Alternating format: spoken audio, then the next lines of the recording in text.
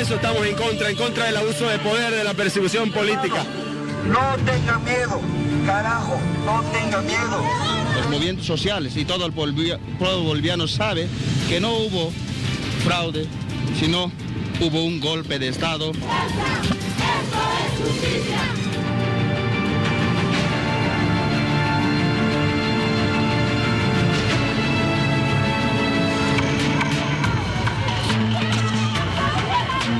Nos declaramos en estado de emergencia y movilización permanente a nivel regional, departamental y nacional.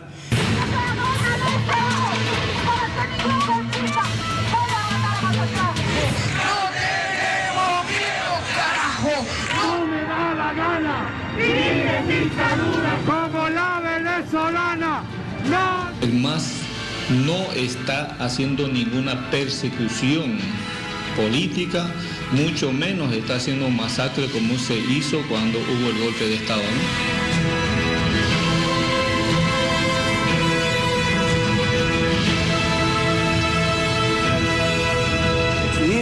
La liberación inmediata para todos los presos y perseguidos políticos, víctimas del sistema de justicia implantado por el dictador Evo Morales.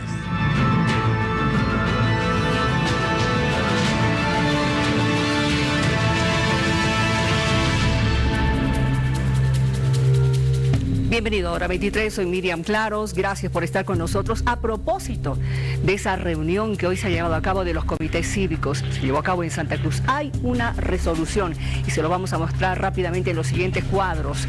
Dice, se exige la liberación inmediata para todos los presos y perseguidos políticos, víctimas del sistema de justicia implantado por el dictador Evo Morales. Continúa esta resolución de los cívicos, no permitir más apresamientos ilegales ni persecuciones indebidas con fines políticos contra quienes lucharon pacíficamente por la democracia. Exigir que se otorgue amnistía de forma igualitaria en favor de los ciudadanos, autoridades, líderes cívicos, militares y policías que lucharon por nuestro país. En caso de aprehensión, arresto o detención ilegal de cualquier ciudadano, incluyendo policías o militares, a título del caso golpe de Estado. Brindamos, dicen los cívicos, total respaldo a las medidas que adopte el sector salud hasta lograr la aprobación de la ley de emergencia sanitaria. Y denunciamos ante organismos internacionales la grave violación a los derechos humanos para que se adopten las medidas inmediatas para proteger al pueblo boliviano de la opresión. Pero no solo los cívicos se han reunido. Anoche el CONADE ha tenido una asamblea en La Paz y ha tomado algunas determinaciones porque están revisando todo lo que está pasando en nuestro país. Estamos ya con don Manuel Morales, representante de la CONADE. Bienvenido, gracias por estar con nosotros. ¿Cómo está, don Manuel? Muy buenas noches. Sí, tengo anuncios muy importantes que hacer sobre lo que está pasando. En primer lugar, quiero anunciar que va a haber cabildo en la ciudad de La Paz. Esta es una decisión que la venimos trabajando y que el día de hoy el CONADE ha asumido convocar un cabildo que el día de mañana lo vamos a anunciar una vez que presentemos la nota al Tribunal Supremo Electoral pidiendo la observación y acompañamiento. Esa es una primera noticia que quería dar. Una segunda noticia, para que luego entremos un poquito a evaluar, ¿no?, el conflicto, cómo va, es que el día de mañana está llegando una delegación nacional de los médicos. ¿De los juntamente médicos? ¿Ah? ¿De los médicos? De los médicos, sí, perdón. Mañana está llegando a la ciudad de La Paz una representación nacional de los médicos que están en huelga, que están en movilización, y junto con ADEPCOCA nos vamos a concentrar y va a haber una marcha a las 10:30 de la mañana en el atrio de la universidad. Esta es una marcha en defensa de la democracia, pero también en defensa de derechos específicos, el derecho de los médicos a la salud de toda la población. Pero queremos también anunciar que se están dando graves vulneraciones de derechos humanos en estos momentos en el punto de bloqueo que hay en los Yungas, protagonizado por ADEPCOCA. El día de hoy, la policía ha decomisado la comida que estaba yendo con destino a los que están haciendo este bloqueo. Han arrojado las ollas de comida al suelo, los refrescos, absolutamente.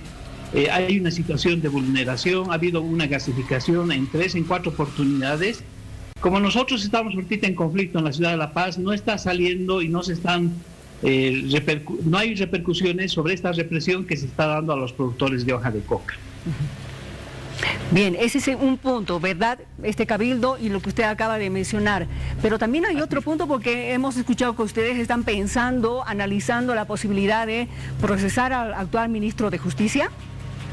No, lo que nosotros estamos solicitando, bueno, para explicarle el punto, ¿no? Por favor. Solicitamos la renuncia del ministro Lima por lo siguiente: se está vulnerando el Estado de Derecho y las garantías constitucionales. Miriam, la Constitución no permite que una persona armada entre a las 10, 11 o 1 de la noche a detener. ¿Ya?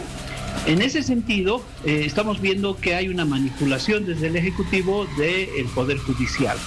Entonces, la solución que estamos planteando es que tiene que haber un juicio de responsabilidades a la presidenta Yanine Áñez y al presidente Evo Morales. Si vemos retrospectivamente desde el día de las elecciones del 2019 hasta que Yanine Áñez es posesionada y posteriormente la resistencia que hubo en Sencata, en Sacaba, ha habido vulneración de derechos humanos por ambos gobiernos. Un juicio de responsabilidades es la salida constitucional que garantiza el debido proceso, pero para eso tiene que haber una reforma del Poder Judicial. En ese contexto, la presencia del ministro Lima se ha convertido en un obstáculo, ya que él no va a estar en condiciones de garantizar esa reforma del Poder Judicial y mucho menos de que vayamos a un juicio de responsabilidades de ambos mandatarios como solución al conflicto. Y mientras llegamos a ese proceso, debe darse la libertad inmediata a todas las personas que están siendo indebidamente detenidas. A ver, lo que usted me está diciendo me hace recuerdo lo que dijo Amnistía Internacional el día de hoy, de que se estaría utilizando de forma parcial la justicia en nuestro país en el caso de los recientemente aprehendidos. Así es. Además que hay mucha discusión y nosotros tenemos una posición jurídica muy sólida, Miriam. Si a alguien se le está acusando, por ejemplo, de sedición, de conspiración, y de haber tomado el gobierno de forma violenta, que sería el caso del juicio que se le está haciendo a la señora Yanine Áñez, ese proceso no termina ahí, sino que ese proceso hubiera dado, hipotéticamente hablando, la posibilidad del ejercicio de un gobierno de facto. Y si va a haber un juicio de responsabilidades, tiene que ser en ese nivel, y todas las acciones que ha asumido el gobierno de Yanine Áñez, al ser un gobierno de facto, bajo esta teoría, son nulos de pleno derecho. Por lo tanto, se tiene que anular la elección de los vocales, la convocatoria a las elecciones, es decir, llegaríamos al caos total si la teoría del golpe de Estado prosperaría jurídicamente. Por lo tanto, lo que se está cometiendo es una vulneración a la Constitución. Se tiene que ir a un juicio de responsabilidades a Yanine y a Evo Morales, y en ese contexto estas personas deben quedar en libertad y se tiene que hacer una reforma del sistema judicial, y el ministro Lima ahorita es un obstáculo para esa reforma. Bueno, pero una reforma no es de la noche a la mañana, ¿no es cierto? Eso tomaría muchísimo tiempo todavía para ver qué es lo que se puede hacer. De todas maneras, don Manuel, usted debe estar de acuerdo conmigo en lo siguiente. Se está diciendo una cosa de allá, otra por acá. En fin, la población está al medio viendo lo que amenazas van, amenazas vienen. Estamos entrando en una situación bastante preocupante. ¿Usted qué dice? Sí, yo creo que es cierto hasta la mitad de lo que tú dices, Miriam. ¿Solo hasta la mitad? No se trata de que hay dos bandos que se están enfrentando. Lo que se trata es que el gobierno, después de haber sido electo hace 4 meses, con el 55%, ha arremetido en una persecución política, vulnerando la Constitución. Eso está generando la emergencia nuevamente de un movimiento ciudadano que está saliendo a las calles a exigir democracia y que pare esta represión. Entonces no es tan cierto que hay dos bandos. Pero don Manuel, también están los sectores sociales que ya están advirtiendo con que van a defender al gobierno del presidente Arce. Ah, perfecto. Ya, entonces el gobierno nos está encaminando a una situación de conflicto muy parecida a la del 2019. Y en ese contexto quiero hacerles recuerdo a las personas del CONALCAM, de las Bartolinas, SUTV, que en 17 días de movilización, que se convirtieron en 21 días posteriormente, La movilización ciudadana logró derrotar estos movimientos que salían con dinamita el año 2019 y que estaban escoltados por la policía dentro del plan que Juan Ramón Quintana denominó la vietnamización y el cuidado concéntrico del gobierno. Por lo tanto, si va a haber confrontación, los que van a salir perdiendo son aquellos grupos que van a venir de los centros mineros, de las comunidades campesinas, a intentar imponer en el terreno de las ciudades un punto de vista. Y la ciudadanía no va a permitir eso. Vamos a salir a movilizarnos, vamos a defender nuestras ciudades. En las ciudades la mayoría de la gente ha elegido incluso autoridades que no son del MAS, y por lo tanto cualquier confrontación, cualquier movilización que se haga trayendo gente de fuera de las ciudades va a generar una convulsión. Y yo te garantizo, don Manuel, que en menos de 17 días esas movilizaciones van a ser derrotadas. Don Manuel, pero lo que usted está señalando también me suena a advertencia, y no deberíamos hacer todo lo contrario en este momento, tratar de pacificar al país. A ver, una nueva confrontación como el 2019 no la vamos a aguantar, y encima con lo que hemos vivido el año pasado con la pandemia más, no la vamos a soportar, don Manuel. Por supuesto, y aquí hay responsables, y yo quiero decir con nombre y apellido quiénes son los responsables. Es el ministro Lima, es el ministro de Gobierno, son estas autoridades judiciales que han perdido la cabeza, Miriam. Yo te he dicho, son 4 meses de gobierno, 55% de apoyo popular. En este momento el gobierno de Luis Arce debería estar concertando, debería estar tomando las mejores medidas en beneficio de la población. ¿A quién se le ha ocurrido? ¿Quién es el responsable de ejecutar esta estrategia de empezar a detener vulnerando derechos y garantías constitucionales? ¿El gobierno es el causante? ¿O puede ser que dentro del gobierno haya una fracción que esté empezando a movilizar y a generar estas acciones para desestabilizar el gobierno de Luis Arce? A ver, usted que está hablando de esta fracción, porque sé que no es la única persona que está con esta hipótesis, ¿quién cree usted que esté manejando los hilos de esta fracción? Ya algunos le han dicho una fracción mucho más violenta, en fin. Si nos recordamos que ha dicho Juan Ramón Quintana en el Chapare, ha dicho cosas absolutamente descabelladas. Por ejemplo, que en estos momentos la policía y el Poder Judicial los estaría deteniendo arbitrariamente a los cocaleros, a la gente del MAS, y eso no sucede. Y ha pedido el control absoluto, la subordinación de las Fuerzas Armadas, de la policía y del Poder Judicial al actual gobierno. Eso es un exceso, porque estamos viviendo en un sistema constitucional donde las instituciones saben cuál es su rol. El día de hoy, el señor Álvaro García Linera ha acusado al señor Carlos Mesa de ser un Nerón y que quiere incendiar los tribunales departamentales, o que es el autor o el causante de la quema de tribunales electorales departamentales en 2019. Ellos están asociando, están acusando, y yo te quiero decir una cosa más en aras a la precisión y al resumen. El gobierno está generando una política, un escenario de fanatismo y de odio. Ellos piensan que con una política de fanatismo y de odio, con el pretexto de Sencate y Sacaba, ellos van a poder movilizar a su gente, ir a una confrontación. Yo te aseguro, Miriam, tomarlo como amenaza, tomarlo como advertencia, no nos vamos a dejar. Aquí vamos a salir a defender la democracia, porque nosotros somos personas que el año 2019 hemos derrotado al fraude, hemos conquistado un gobierno de transición constitucional, que lo haya hecho bien, que lo haya hecho mal, hemos garantizado la elección de nuevos vocales y hemos garantizado además que Luis Arce en este momento sea presidente del país. Muy bien, le agradezco mucho por haber hablado con nosotros, don Manuel. Gracias, buenas noches. Muchas gracias, Miriam. Hasta luego. Que le vaya muy bien. Que le vaya muy bien. A ver, enseguida, por favor, quédese con nosotros porque vamos a estar hablando de otro tema que es súper importante, porque estamos todavía en época de pandemia. Se vienen otras amenazas. Esto de la cepa brasileña, ha oído hablar de la cepa brasileña. Vamos a hablar un poco más de esto, pero también más repercusiones con relación a esta temática político-judicial que en este momento está preocupando a varios. Ya retorna, hora 23. Atención con nuestra pregunta que tiene que ver con un tema de salud. Veamos por favor esto y le preguntamos a usted para que pueda respondernos a través de Instagram y también de Facebook. Hay alerta por la cepa brasileña. ¿Qué medidas se deberían tomar? ¿Qué opina usted? ¿Qué aconseja usted? Y esta misma pregunta se la voy a trasladar a don Adolfo Mendoza, presidente del Parlamento Andino. Buenas noches. ¿Usted sabe algo de la cepa brasileña, don Adolfo? Muy buenas noches. ¿Cómo está? Bueno, ¿cómo está? ¿Qué sabe de la cepa brasileña? Pues que es una derivación de las características que tiene el estudio inicial que se hizo sobre el COVID-19. Sin embargo, lo que sí se tiene que establecer es la relación que tienen las cepas nuevas con la calidad de las vacunas. Y ahí sí existe una correlación y corresponde a la gente experta dar su opinión sobre el asunto. Muy bien, bien dicho. Gracias por estar con nosotros.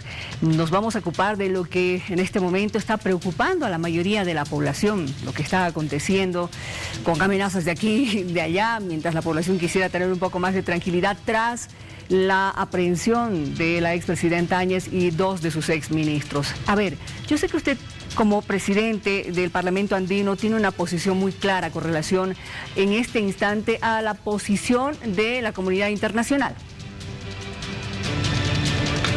Por supuesto, nosotros hemos reiterado la solicitud de la auditoría al informe de la Organización de Estados Americanos.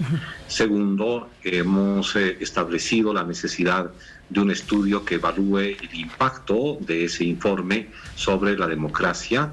Tercero, el impacto que el propio informe genera sobre otras actuaciones de la OEA en América Latina y sobre todo en la comunidad andina, le hace el caso, por ejemplo, de Ecuador o el caso de las recomendaciones para Chile, específicamente sobre el conteo rápido y los resultados a boca de urna, que en verdad pueden causar confusión en la población de nuestros países.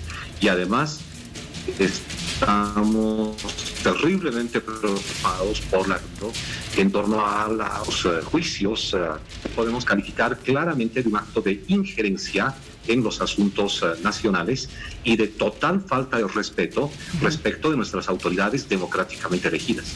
Ahora, en el informe que ha lanzado justamente la OEA con el señor Almagro, hablan acerca del sistema judicial boliviano, que no existirían en este momento las garantías de juicio justo, de imparcialidad y de debido proceso, y esto con relación a las detenciones realizadas o aprehensiones.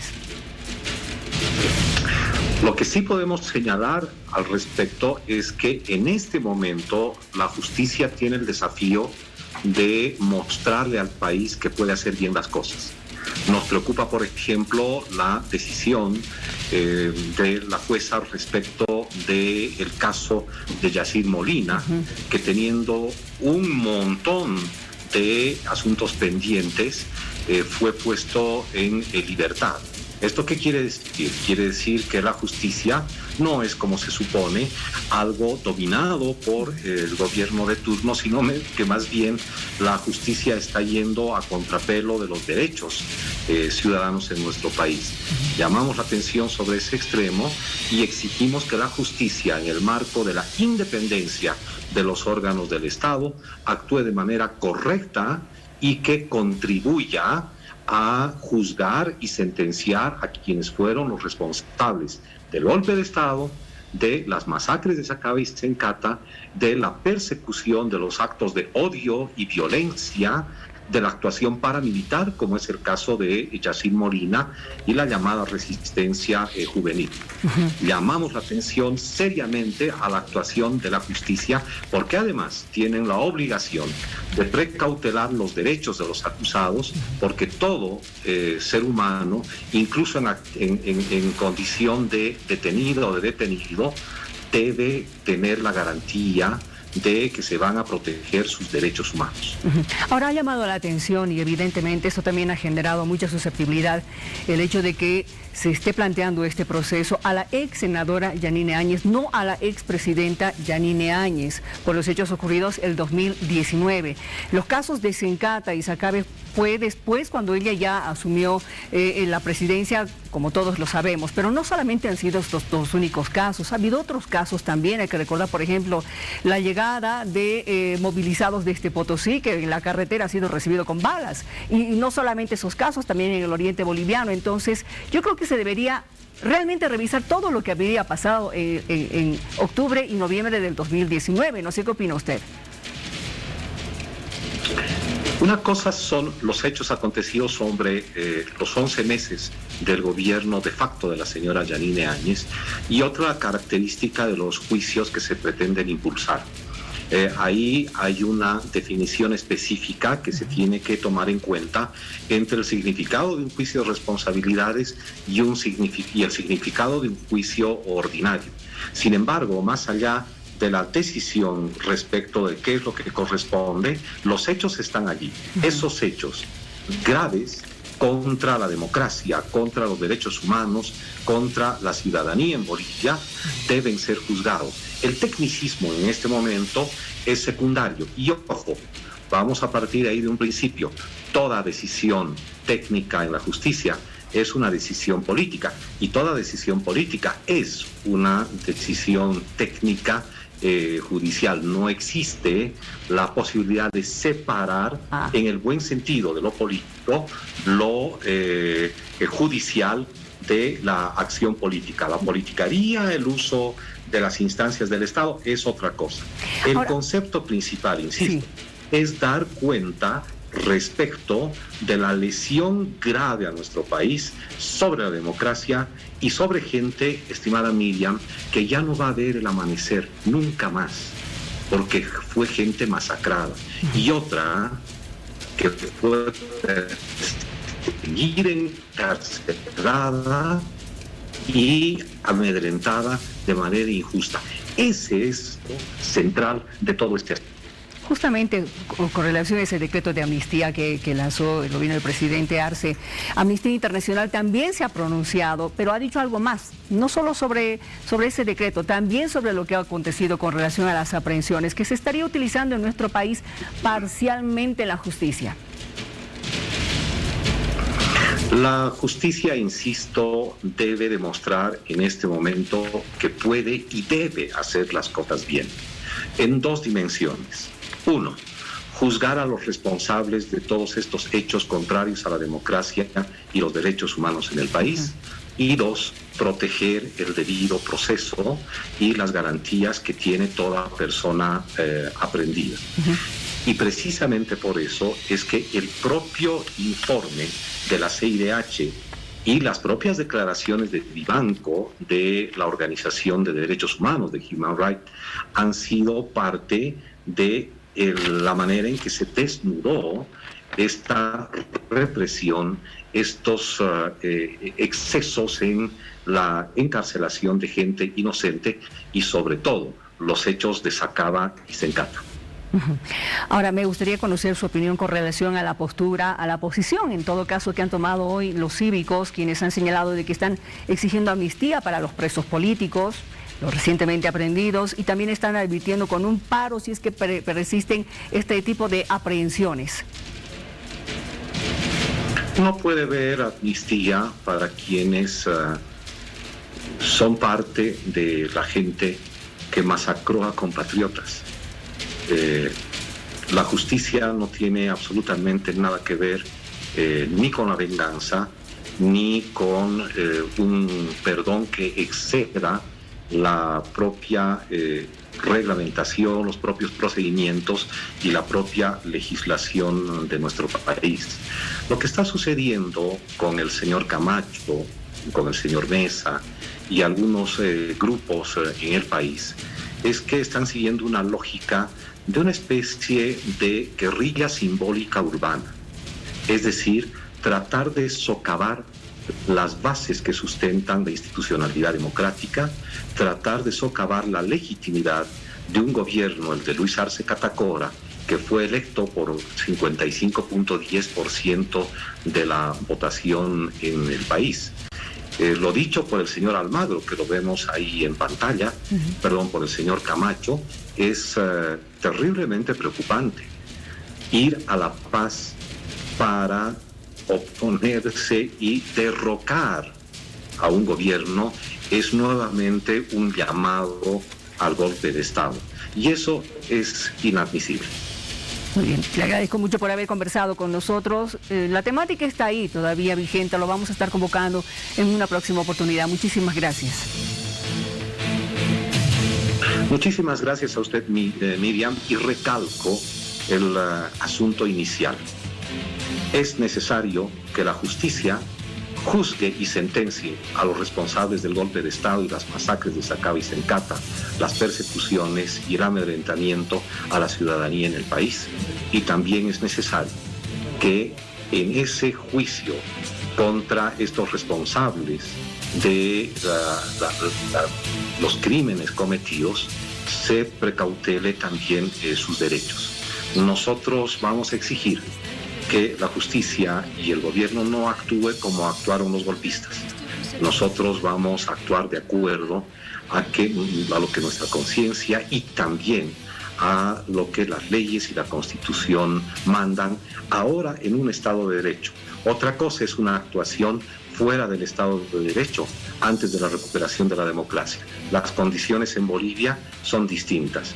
Un gran saludo a usted y un gran saludo a todas las bolivianas y bolivianos que ven Hora 23. Gracias, buenas noches. Era don Adolfo Mendoza, presidente del Parlamento Andino, esta noche con nosotros. Y ya retorna Hora 23. Como todos los días le hacemos una pregunta y esta tiene que ver con el tema de salud. Atención, por favor. Alerta por la cepa brasileña, ¿qué medidas se deberían tomar? Y ya Venezuela ha tomado una determinación, pero todos están a la expectativa sobre lo que pueda pasar con esta cepa brasileña. ¿Ya se encontrará en el país? Sí, no lo sabemos, pero nos interesa que usted nos escriba a Hora 23 en Instagram y también en Facebook. Voy a saludar rápidamente al doctor Carlos Hurtado, él es el gerente de epidemiología del CDE Santa Cruz. Doctor, ¿cómo está? Muy buenas noches, gracias por estar con nosotros en Hora 23. ¿Cómo está? Muy buenas noches, un gusto saludarla para poder hablar de esto que hace un año tiene en vilo al mundo, al país y a todos, ¿no? El coronavirus. Exactamente, y se habló ya entonces de que hay que tener cuidado con las diferentes cepas, ¿no? ¿La cepa es igual que una variante, sí o no? No. No, perfecto. A ver, para que podamos entender de alguna manera. El virus es el modelo coronavirus. Sí. Es un virus que se llama coronavirus porque tiene una corona, visto en el microscopio electrónico. Es un zapato Nike, del cual hay varios modelos. Las cepas vendrían a ser los modelos. Ya. En forma de botín, con aire acondicionado, sin aire acondicionado, varios tipos. Y estos tipos, que serían las cepas de modelos de Nike o estos modelos de Nike, varían porque los virus se adaptan, se transforman, mutan rápidamente. Y esto es lo que ha pasado con este bendito coronavirus, que mientras nosotros hacíamos las dos partes, la parte macroscópica, las autoridades en salud, enseñando a la gente lavado de manos, distanciamiento físico, uso del barbijo, medidas de cuarentena y demás. Otros hacían la parte microscópica, investigar medicamentos, vacunas, y este virus ha sido tan vivo, tan selectivo, que primero se ensañó con todos los viejitos en Europa. Los mató a todos los viejitos en Europa. 95% fue la letalidad en Italia y en España. Primero fue lo que hizo. Después empieza a hacer estragos de otra manera. ¿Cómo? Empieza a mutar. Tuvimos una variante de cepa inglesa, sí, de alta transmisibilidad, 70 veces más que de la primera, la original china, ¿no? Y que fue la causante también del rebrote de nosotros en Bolivia. Y ahora aparece una que parece que no va a servir nada de lo que hemos hecho hasta este momento. ¿Por qué? 4 veces más contagiosa que la cepa inglesa, la que brasileña. Sí, que la B.1.1.7, esa es la cepa inglesa. Esta cepa brasileña, que algunos le llaman amazónica, tiene una explosividad tal. ¿Por qué? Porque más contagiosa rápidamente y mata más rápido. No nos habíamos encontrado en ningún fenómeno de la epidemia o de la pandemia con algo así. 10.000 muertos en 3 días en Brasil. San Pablo colapsado totalmente. Un Manaos colapsado totalmente. Y pues nosotros, a la vuelta de la esquina, un aeropuerto y una frontera en Santa Cruz, que es donde vienen alrededor de 600 800 hasta 1000 personas por día en los vuelos. Y la frontera, ni qué se diga, ¿no? Hay un ingreso total por la frontera, que es lo que más nos preocupa en este momento. Ahora, doctor, ¿qué medidas se debería tomar ante lo que usted nos está diciendo? Como siempre, esto ya es información para la población, porque evidentemente parece que vamos a tener que vivir durante muchos años todavía con el barbijo y con todas las medidas de bioseguridad, pero usted está diciendo algo más. Este componente realmente es de mucha preocupación, que nada de lo que estamos haciendo va a servir. ¿Eso incluye las vacunas? No, pues, eso quería que me pregunte. Quería que me pregunte porque la única manera, ojo, voy a ser claro, honesto y responsable, la única manera de contener una epidemia es vacunando a la población. 70% de la población necesita ser vacunada. En Bolivia no hemos vacunado ni al 5% de la población. Es más, ni al 5% en total, ¿no? Ni siquiera al 2% hemos vacunado, de aclaro, ni el 2%. Entonces, resulta de que no sabemos si la vacuna Sinopharm, que es la que estamos colocando, que es de buena calidad, si la Sputnik V, que también es muy buena, y si las otras vacunas que podamos conseguir van a servir para estas cepas. Las vacunas son hechas con las cepas que circularon el verano o la primavera o el invierno anterior. No se hacen vacunas a futuro. Y eso quiero ser responsable. Quiero ser responsable porque hay mucha gente que dice que con vacunarse ya estamos protegidos, que con vacunarse ya estamos solucionado el problema. Y no sabemos cuál va a ser el desenlace que pueda tener ahora actualmente la vacunación con estas vacunas que estamos colocando y si van a servir para estas cepas que están circulando ahora. Esto es mucho más complicado, lo que usted nos está diciendo. Y a propósito de las vacunas, bueno, también está esa gran interrogante, si es que van a servir para contener o no la contagiosidad tan alta que tendría esta cepa brasileña. No, porque resulta de que no hay inmunidad en rebaño, o sea, no hemos terminado de vacunar a nuestra población, no hemos logrado, como le digo, ni el 2%.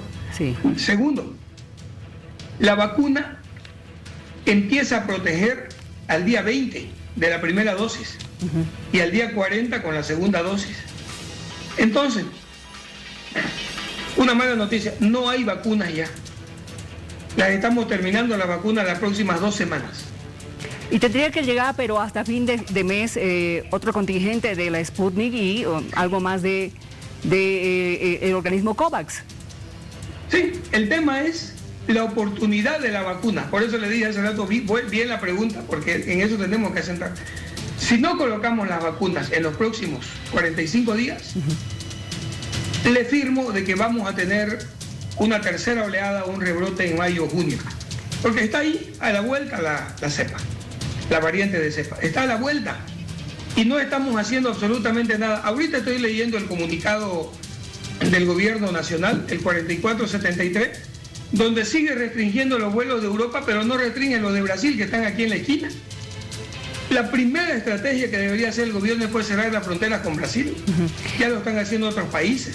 Ahora, doctor, no solamente son la cepa británica y la brasileña, también hay otra cepa, la sudafricana. No, a ver, hay varias cepas. 87 veces ha mutado el virus. Pero hay que ver que en Bolivia están circulando 4 cepas actualmente. Ya. Según un estudio, el primer estudio que se ha hecho en Bolivia. No hay evidencia todavía de la cepa brasilera. Sí hay evidencia de las otras cepas. Pero resulta de que, ¿por qué nos preocupan algunas cepas y algunas no? Algunas cepas o algunas variantes, como le decía hace rato cuando le explicaba los modelos, son menos agresivas. A veces causan un pequeño resfrío, no complican ni matan, pero hay otras, como la variante inglesa, como la brasilera, que pues yo siempre digo en mis conferencias que en algún momento, yo decía en mis conferencias, que en algún momento iba a llegar una enfermedad que iba a acabar con el planeta. Bueno, esta ya se llevó 2.800.000 vidas. Es decir, se llevó toda la ciudad de Santa Cruz, o toda la ciudad de La Paz. Entonces, hay que tenerle miedo, hay que preocuparnos, y una medida responsable que nosotros siempre hemos manejado y hemos aconsejado, yo no cerraría las fronteras. ¿Qué medidas entonces tendríamos que implementar? Una cuarentena de todas las personas que lleguen, porque también viene el tema humano ahí, ¿no? Y quiere que yo le cuente, por ejemplo, Bolivia restringe los vuelos de Europa, pero se inventan desde el nivel nacional vuelos solidarios, vuelos humanitarios, y viene una montonera de gente a pasar las vacaciones. No, pues si yo cierro algo no tengo que abrirlo a nadie, ¿no? Y nosotros hablábamos con la gente aquí en Virubiru, ¿y usted tiene algún problema de salud, algún familiar? No, queríamos venir de vacaciones y accedimos a esos vuelos solidarios. Y entonces están prohibidos los vuelos por el decreto 4473, pero nos meten diariamente 1.000, 2.000 personas de Europa. O sea, pongámonos de acuerdo. Si vamos a hacer una cuarentena, de cerrar, que no entre nadie. Pero si vamos a seguir abriendo a conveniencia, yo quiero abrir a estos, yo quiero abrir a estos otros, bueno, mejor abramos a todos, pero encerremos 14 días a los que llegan. ¿Por qué 14 días? Porque es el periodo de incubación de la enfermedad. Claro. Y es hasta mejor que pedir un PCR negativo. ¿Quiere que le diga por qué? Dígame. Usted se está viniendo mañana de Brasil o pasado. Ya. Se toma un PCR negativo, lo presenta en el aeropuerto y llega a Santa Cruz o a La Paz y recién se enferma. Porque el periodo de incubación del coronavirus es de 14 días. Usted cuando saque el PCR puede estar sana, sin síntomas. Y llegar a Bolivia, que pase una semana y todavía recién enfermar. Entonces, si haríamos una cuarentena, para mí, o cerramos todo, o hacemos una cuarentena en hoteles como se hizo al comienzo. Sería la solución. Podría ser, doctor. Y mientras tanto, la población, ¿qué tiene que hacer? Seguir manteniendo las medidas de bioseguridad. ¿No es cierto? Estamos en plena desescalada y en ese sentido, en Santa Cruz, ¿cuál es la situación?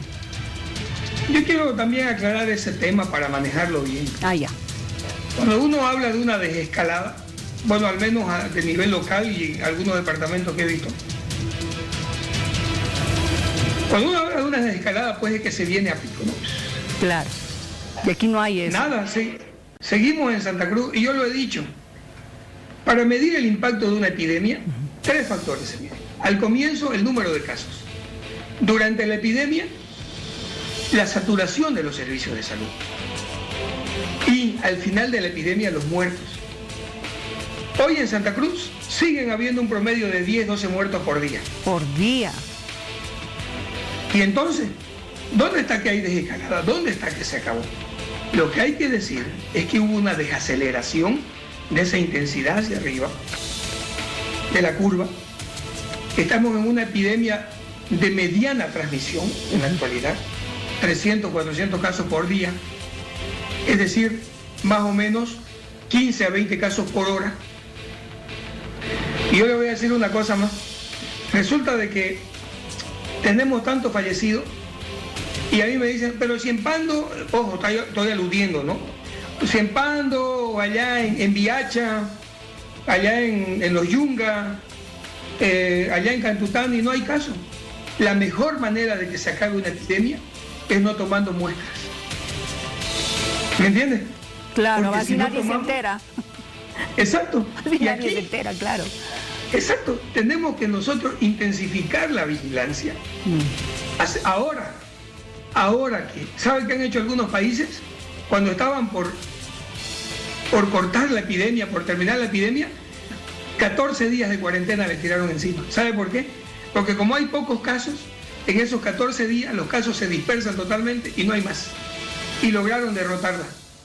Entonces, nosotros lo que tenemos que hacer, como le decía, primero es intensificar la vigilancia, tomar más muestras, más pruebas, primero.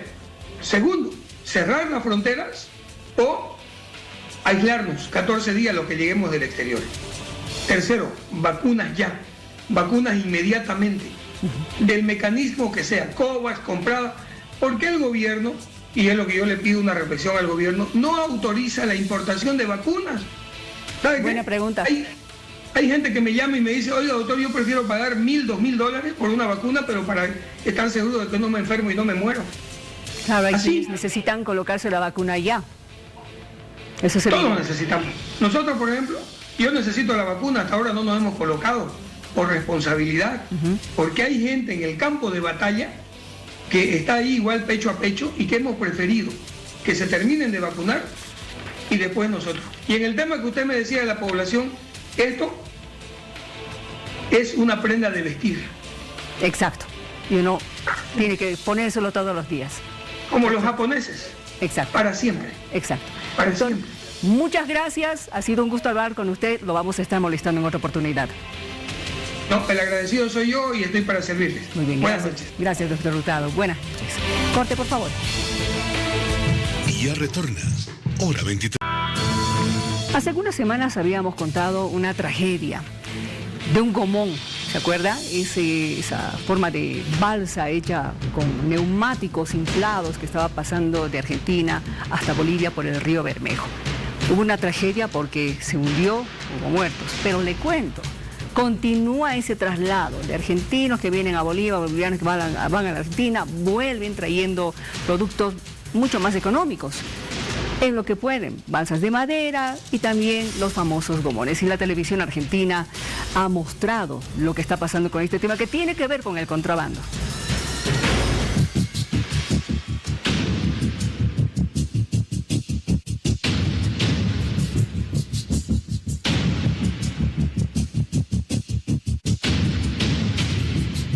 Bajo la vegetación, a muy pocos metros del río Bermejo, es impresionante la cantidad de este tipo de parrillas y de gomas infladas, de cámaras de gomas que se utilizan para cruzar el río, con lo bravo que está el río. Esta es una de las embarcaciones más pequeñas. Son 2 cámaras con estos troncos y la propia cámara cortada en tiras para ajustar las partes.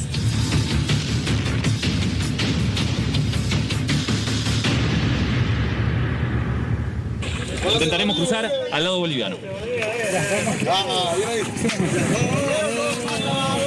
Ahí vamos.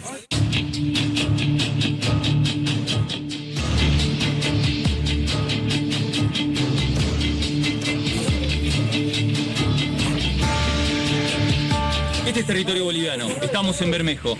Del otro lado del río Bermejo está Aguas Blancas, provincia de Salta. Y mientras algunos tratan de ingeniárselas como pueden, haciendo equilibrio para poder descender la mercadería que traen de la Argentina, en otro lado, donde nos encontramos aquí, están cargando lo que va a pasar de Bolivia hacia territorio nacional.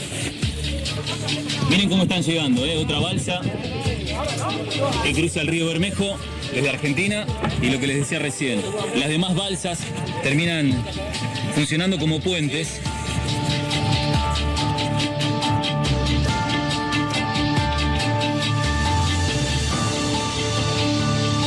Raúl, ¿por qué traen tantas bebidas de la Argentina a Bolivia? Porque es mucho más barato, mucho más barato.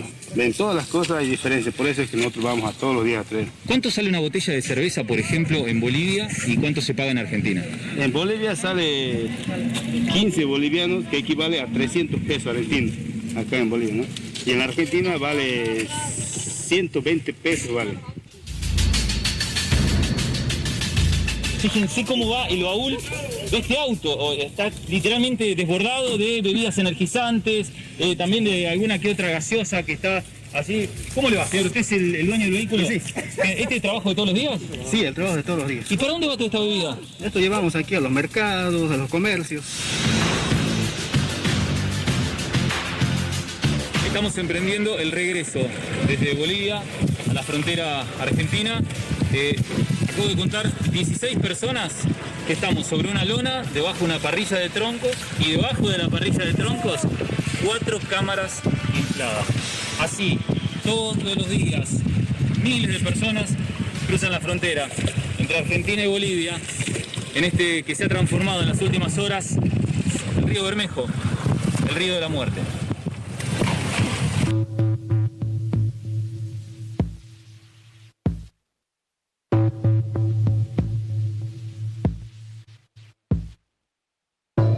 Amigo.